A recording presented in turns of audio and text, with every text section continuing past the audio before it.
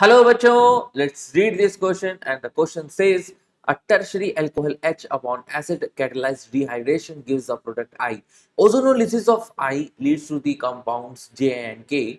Compound J upon reaction with KOH gives benzylic alcohol and a compound L, whereas K on reaction with KOH gives only M. और M का structure आप लोगों को यहाँ पर दिया गया है. The structure of the compound JK and L respectively are. Look, this is a passage kind of question, and you should be very much observing nature का रहना चाहिए यहाँ पर, क्योंकि ये छोटी सी गलती आपको किसी दूसरे रिजल्ट पे पहुंचा ले जाएगी. फ्लो चार्ट बनाओ, इस क्वेश्चन को टुकड़ों में तोड़ने की कोशिश करो. कह रहा है एक 3 डिग्री एल्कोहल है H, उसका जब एसिड कैटलाइज्ड डिहाइड्रेशन कर रहे हैं तो वो हमें आई दे रहा है. आई का ओजोनोलिसिस हो रहा है और वो हमें दो कंपाउंड जे और के दे रहा है. Compound J on reaction with के ओ एच आपको बेंजाइल एल्कोहल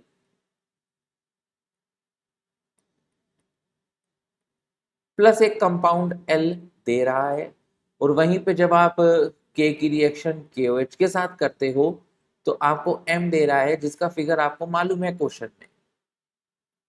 तो सबसे पहली बात तो एक ऐसा क्या की पॉइंट आपको मिल रहा है जिससे आप इस क्वेश्चन की नब्ज पकड़ पा रहे हो. What is that point? वो पॉइंट है कि बेंजाइल अल्कोहल का मिलना KOH के प्रेजेंस में और किसी भी 3 डिग्री अल्कोहल का आप डिहाइड्रेशन कर रहे हो, एक एल्कीन तो मिलेगा, ये तो निश्चित है. और एल्कीन का ओजोनोलिसिस करने पर बेटा या तो एल्डिहाइड मिलता है या कीटोन मिलता है या दोनों का मिक्सचर मिलता है. अब मेरी समझ में अगर KOH एक बेस है, एक अच्छा खासा बेस है, डाइल्यूट कंसेंट्रेटेड वर्ड यहां लिखा नहीं है, अगर तुम्हारा J बेंजाइल्डिहाइड हुआ, जो कि होने की प्रोबेबिलिटी है, बेंजाइल्डिहाइड हुआ तो इसका जो कैनिजारो रिएक्शन हो, कैनिजारो रिएक्शन, क्योंकि वो कोई क्लू है ही नहीं इस क्वेश्चन में ना, आप कहां से पकड़ोगे क्वेश्चन को. तो आपको इसी तरीके से दिमाग लगाना है कि एक आई एल्कीन है जिसका ओजोनोलिसिस हो रहा है J और K में. J एक एल्डिहाइड है जिसका कैनिजारो रिएक्शन हो रहा है. अब देखो यार, कैनिजारो रिएक्शन उसी का होता है जिसमें आपका जो अल्फा कार्बन है जो कि CHO से जुड़ा है उसके पास एक भी हाइड्रोजन ना हो, अल्फा हाइड्रोजन एटम ना हो. तो यहाँ पर तो नहीं है, इसीलिए एक चीज रिडक्शन में जाती है, एक चीज ऑक्सीडेशन में जाती है, यानी कि बेंजाइलिक अल्कोहल मिलता है तो साथ में जो L मिल रहा होगा that will be benzene COOK. तो ये तो निश्चित रूप से हमको सही दिखाई दे रहा है. अब M की बात करते हैं तो M KOH के बाद ही मिल रहा है. अब क्या हो सकता है, K क्या हो सकता है भाई, M तो पता चल रहा है. तो अगर हम ये देखें, ये है आपका अल्फा कार्बन, ये है आपका beta carbon. Retro aldol condensation करेंगे. क्या? एल्डोल कंडेंसेशन का उल्टा, क्योंकि QH के प्रेजेंस में कैनिजारो भी होता है और एल्डोल कंडेंसेशन भी होता है. M जो हमें प्रोडक्ट दिखाई दे रहा है, क्योंकि वो अल्फा बीटा अनसैचुरेटेड कीटोन है, तो मेरा शक एल्डोल कंडेंसेशन पे ज्यादा जा रहा है.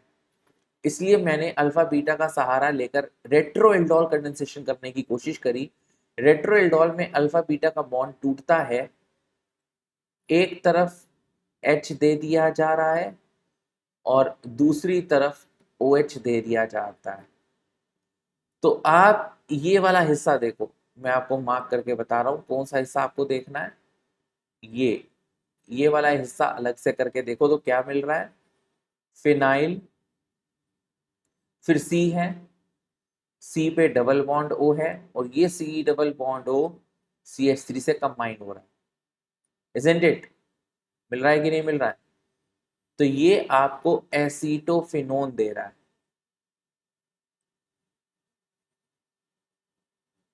वहीं दूसरे छोर पे जब आप इस मॉलिक्यूल को देख रहे हो तो आपको फिनाइल मिल रहा है, सी मिल रहा है, OH मिल रहा है,